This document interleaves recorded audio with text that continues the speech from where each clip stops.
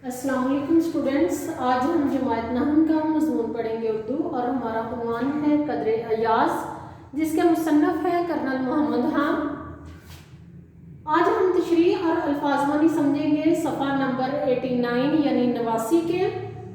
पहले अल्फाजवानी समझ लेते हैं। रूबरू, रूबरू का मतलब है सामने।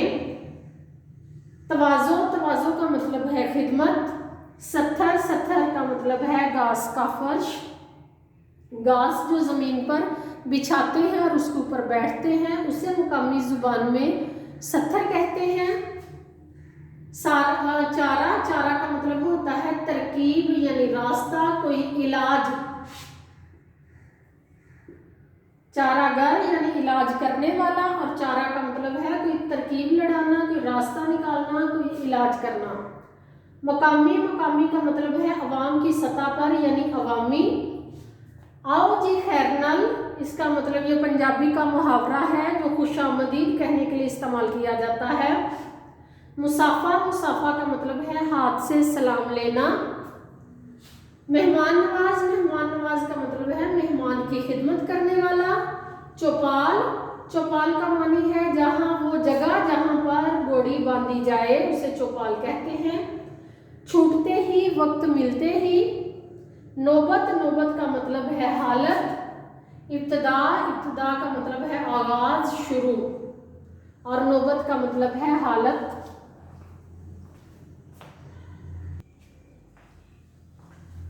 रंगीली, रंगीली का मतलब है रंगीन।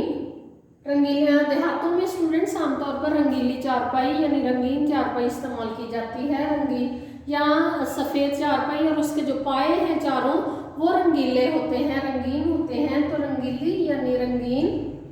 मुस्ततील, मुस्ततील ऐसी ऐसी जगह को, ऐसे ज़मीन के टुकड़े को या ऐसे हिस्से को कहा जाता है मुस्ततील जो चौड़ाई में कम और लंबाई में ज़्यादा हो। हमारे घरों के कमरे आमतौर पर मुस्ततील होते हैं, उनकी चौड़ाई कम और लंबाई ज़्यादा होती है।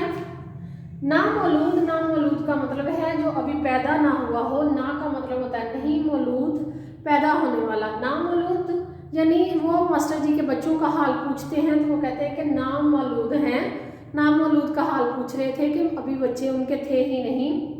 तंज, तंज का मतलब है मनफी तनकीद।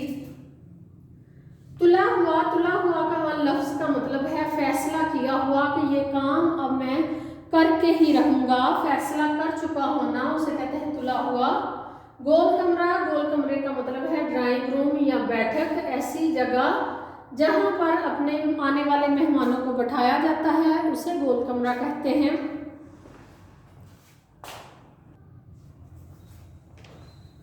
तो स्टूडेंट्स अब आप अपनी जमात नहम का सफ़ा नंबर 89 यानी 89 निकालिए। हम तशरीह पढ़ेंगे। पिछली तशरीह का जो हमारा तसलसल रहा है वो सफ़ा नंबर 87 और 88 के बाद आज हम 89 सफ़े की तशरीह करने लगे हैं, जिसमें छोटे चौधरी के घर उनके मास्टर जी आ पहुंचते हैं। और जब उनके सामने, छोटे चौधरी के सामने मास्टर जी आ खड़े होते हैं तो वो यकीन उन्हें नहीं आता कि मास्टर जी अक्सर मजाक किया करते थे, आज वो मजाक को उन्होंने हकीकत में डाल दिया। पहला इस सफ़े का आगाज़ इस तरह होता है कि लेकिन चौधरी को तवक्को थी, तवक्को यानी उससे उम्मीद थी कि मास्टर जी मजाक को मजाक की हद तक ही रखेंगे, कि सिर्फ मजाक करते रहेंगे, वो मेरे घर पहुंच नहीं जाएंगे। मगर आज वो फलांग कर, हद फलांग कर उसके रूबरू आ खड़े, रूबरू उसके आमने सामने आ खड़े हुए। तो छोटे चौधरी को मेज़बानी के बगैर चारा ना था। अब वो शिकार खेलते खेलते किसी तरह मौसम सरमा की रात को छोटे चौधरी के घर रात गुजारने के लिए मास्टर जी आ गए हैं। अब उनकी मेज़बानी के अलावा छोटे चौधरी के पास अब कोई चारा नहीं और कोई इलाज नहीं और कोई रास्ता नहीं कि कैसे उनको अपने घर अंदर लेके आने की बजाय मैं ये इस सिचुएशन से, इस हालत से कैसे छुटकारा पाऊँगा। अब इसका हल यही है कि मैं अपने उस्ताद साहब की मेज़बानी करूँ। ये नहीं कि छोटा चौधरी या उसके घर वाले मेहमान नवाजना थे, इन्हें सिर्फ इस बात का यकीन नहीं था कि उनकी मेहमान नवाजी मास्टर जी को मुवाफक आएगी भी या नहीं। छोटा चौधरी जिसका तारुफ यहाँ पर एक ठेठ देहाती यानी खालिस देहाती के तौर पर करवाया गया है, वो ये बात नहीं थी कि वो मेहमान नवाज नहीं थे, मेहमानों को कोई अपने दरवाजे से वापस लौटा दिया करते थे। वो बहुत ज़्यादा मेहमान नवाज थे, बहुत ज़्यादा खिदमत करने वाले, इज़्ज़त करने वाले थे मेहमानों की।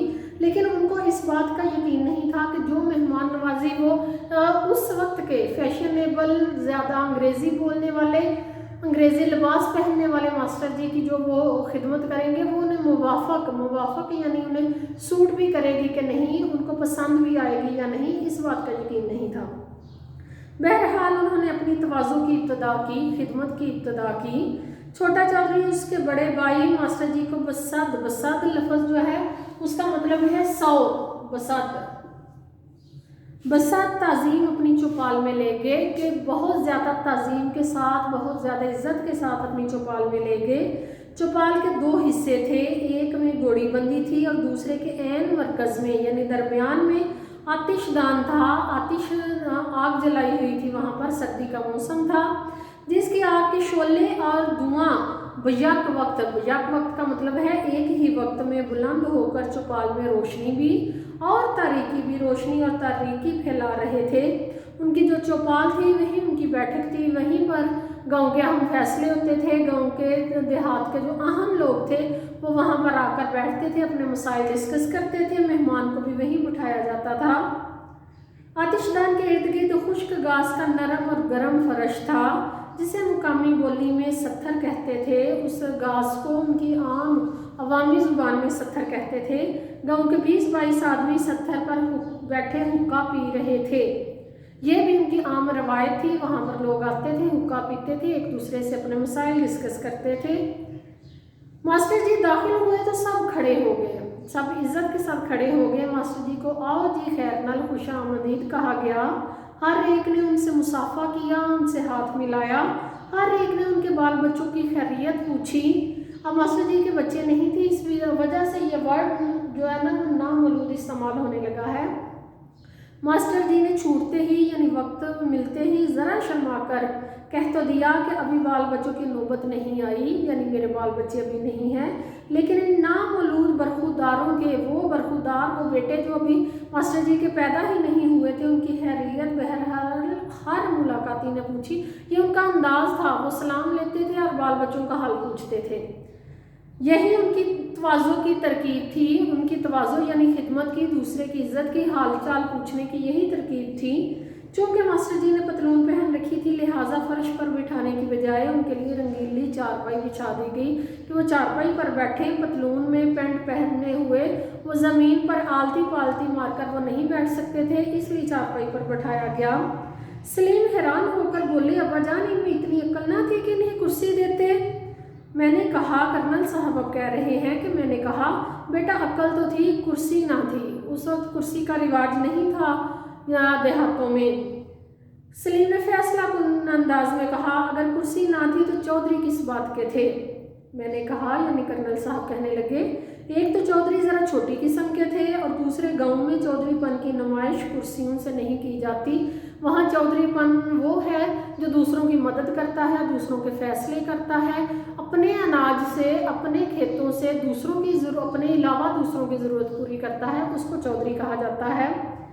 सलीम देहातियों की कोई गलती, कोई कमज़ोरी पकड़ने पर तुला हुआ था। उसने फैसला किया हुआ था कि आज तो मैं देहातियों की हर कमज़ोरी पकड़ूंगा, हर खामी पकड़ूंगा, हर बात पर तनकीद करूंगा। मगर कोई गोल कमरे में घोड़ी भी बांधता है, ड्राइंग रूम में घोड़ी का क्या काम? उनकी जो चौपाल थी वहाँ घोड़ी क्यों बंधी हुई थी? अगर वो मेहमानों को बैठाने की जगह थी फिर वहाँ घोड़ी का क्या काम? मैंने सलीम को समझाया, अगर घोड़ी के लिए कोई अलहदा मुस्ततील कमरा ना हो तो फिर वो भी गोल कमरे में रहती है। यानी घोड़ी के लिए उनके पास अलग कमरा नहीं था, वो वहीं पर देहातों में ये आम रिवाज था उस वक्त। अलावा अजीज गाँव के कमरे इतने भी गोल नहीं होते, वहाँ पर गोल कमरे का रिवाज नहीं था। सलीम तंज को पा गया और बोला, तो सलीम समझ गया कि गोल कमरा जो है ना वो ड्राइंग रूम को कहा जाता है। और ड्राइंग रूम के बारे में मेरे जो वालिद हैं कर्नल साहब हैं वो मेरे पे यानी सलीम पे तनकीद कर रहे हैं। गोल कमरा तो वैसे नाम पड़ गया है, हमारा अपना गोल कमरा भी तो चौकोर है।